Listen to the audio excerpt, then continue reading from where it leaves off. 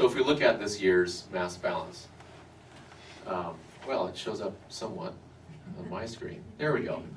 The blue line is this year, and this is simply elevation of the pit dug, so don't worry so much. Just think of these as individual pits dug at various locations across the ice field, chosen to represent snowfall across the various regions of the ice field.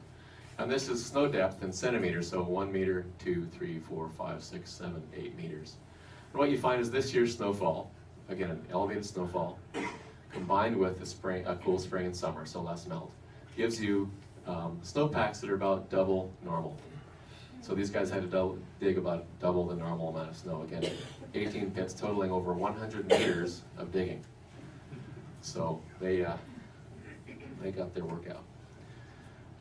Along with the long-running traditional science at JIRP, one of my main goals moving forward is to combine those surveys with more modern surveys and a range of modern surveys, not just in glaciology, but in ecology and hopefully art and music and those things. So really broaden the program in a way that actually it used to be. It was a much broader program and has kind of whittled down to the essentials. And I think it's time for a regrowth of the program.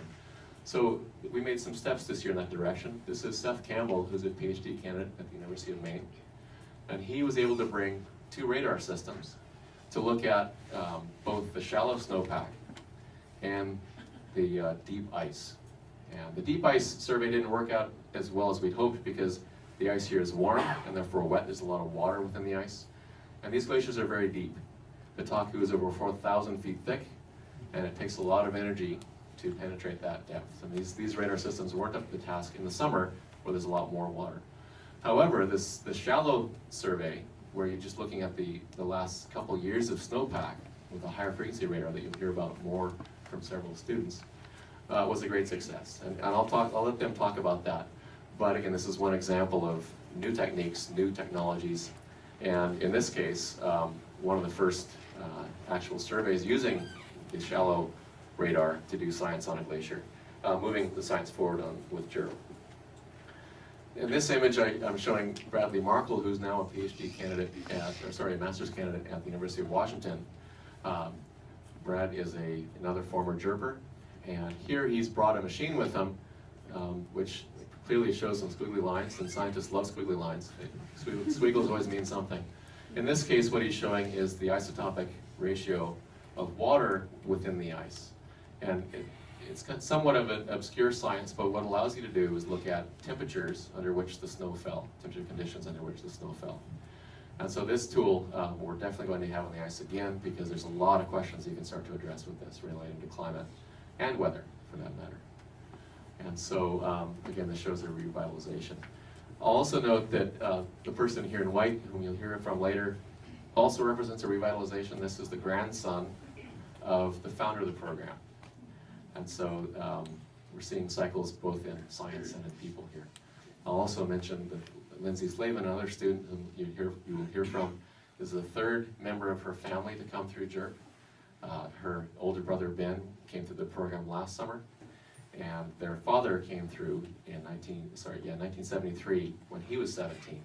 And he's sending each of his children as they turn that age to have the same mind-blowing experience that he gained. So these things are extremely satisfying, and I got to meet Ben last year as well. Now this is, like many big projects, is not something that's done by any one person or any 20 people. There's a lot of people behind this program. And I won't have time to name everybody here because I know you guys have plans to sleep tonight. But I do want to have any staff members who are listed here, please stand up, and I'd like to give you a big thank you, applause. Staff and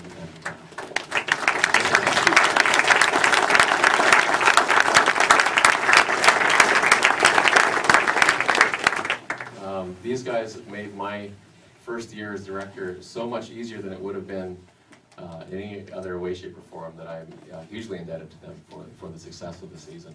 So thank you again for that. And I just now, and also our partners on here on the right-hand side, the City of Juneau, certainly the Forest Service, NOAA, who we spoke with, K2 Radio this morning and this afternoon, and everyone else here. And I'm sure I've forgotten several, so if your name isn't up there and deserves to be, I apologize. Finally, the reason that JIRP exists is for the students. And again, these students learned a lot about living in difficult conditions and working together. In addition to their research and their traversing the ice field on foot, they also cooked for one another, cared for one another, kept each other warm and laughing. It's really amazing to see the group congeal into a cohesive unit. And as I've said before, you never see JIRPers walking alone. They're always in groups. And tonight's going to be a very hard night for them because tomorrow they fly their separate ways. And so it'll be certainly a bittersweet presentation for them. 5 of them were also recipients of the National Alaska Space Grant, to whom we thank. And so really at this point, my job is to get out of the way. And I'll be introducing each of the students in turn. And then we'll wrap up with Toby Dittrich, who will be giving a retrospective, brief retrospective on the history of the program. So with that, I'll introduce the first student. Students, I should say. So Scott Braddock, Benny Boucher, and Harry Sandler will be talking about ground penetrating radar on the Juneau ice field.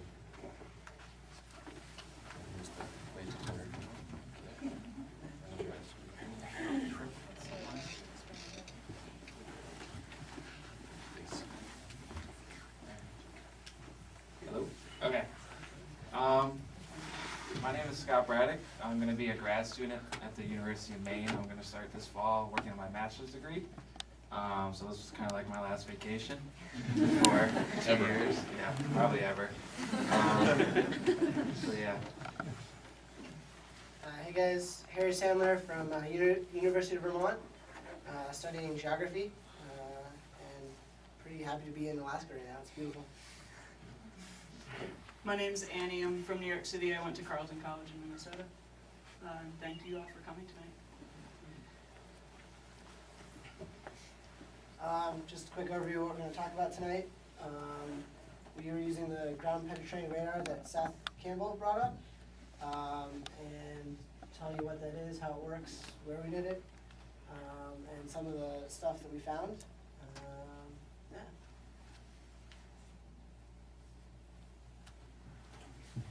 Alright, so as Jeff mentioned earlier, this was the first time that they've really had this kind of equipment up here to look at these type of glaciers. And what we're looking for is features under the snow. So when these guys dig their pits, you can see ice lenses, which are little thick lenses of ice.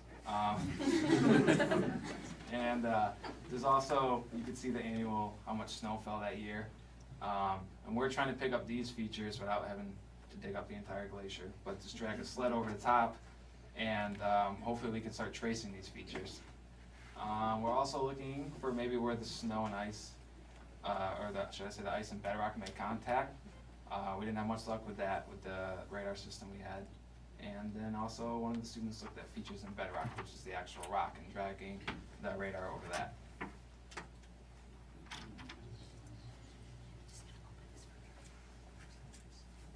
This is what you guys are.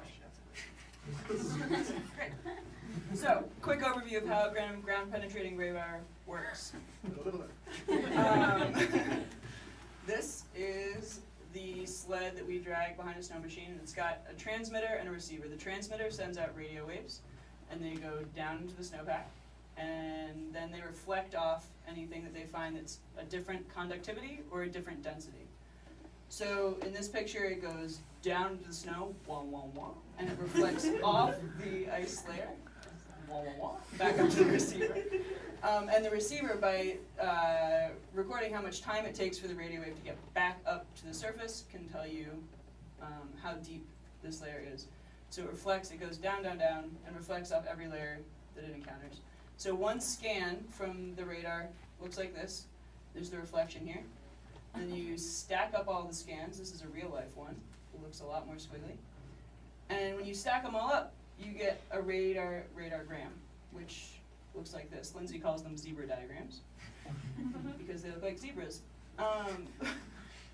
And you can, so what you're looking at here is the top surface of the snow, the horizontal lines right here, and then each black and white zebra line is a reflection of something in the snowpack. So this is a little picture that we put together. We had this up on our blog, glacial.change.org, and it's basically, so we get out there and we're hauling all of our equipment on a snow machine. We're lucky enough to have that, so we didn't have to ski around with it. And probably takes about 20 minutes to set it up. You can see the large antennas that are coming out the side of the sled there, and that's what's actually sending the waves, the radar waves beneath the snow. And we got a little computer hooked up, and it's recording all the data, so when we get back to camp, we can almost immediately see what we collected that day. And so we go pretty slow, and we have somebody skiing alongside, just marking GPS coordinates while the radar's recording all the data. All right, you may have seen this map before, it's Jim Westfield. And these are all the different places we took radar measurements. And so you might recognize the Mathis Taku transect. So Scott's going to talk to you about that. I'm going to talk to you about the northwest branch area, these purple ones, and Andy will take the southwest branch and the Demarest. And the other profiles in black are just some longitudinal transects so that we can see, try to see what the bedrock does on the sides, but like you said, that didn't work as well. So up here you can see there's a couple snow pits that we dug, little orange triangles, and this is where we're going to try to make sure that the layers correlate between the snow pit data and the data that we got from the GPR.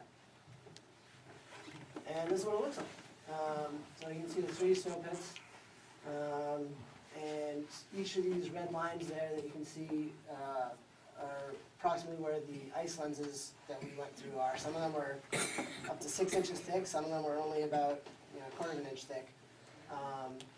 And what's really sweet is that there's this big one right here that you can track the whole way across. And it was an ice lens there, it was an ice lens there, and it still is there. So that was pretty promising. And also the annual layer that we found, that snow to firm transition, was picked up real nicely with the GPR. And then here's another transect with a couple snow pits. And here you can see there's this, you can really see the layers.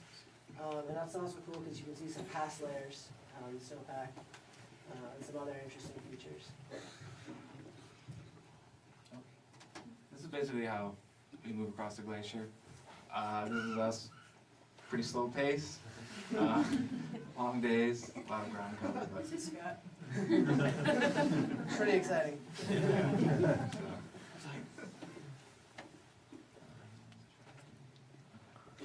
Okay, so this is the southwest branch transect of the Taku. Oh my god. And we've got 2 snow pits. There's gonna be one here and one here, I think.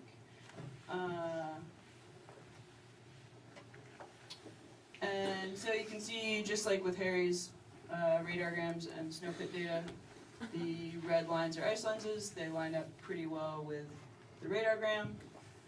And this looks like just a really good way to image the glacier and look at the snowpack. And you can see some other features in this, just looking at how the snowpack varies with depth, and it's cool stuff. And yet another transect. Starting out here, we drove this snow machine down here, took a sharp left, went up the Demarest, and there were 3 snow pits, one here, one right at the junction, and one here.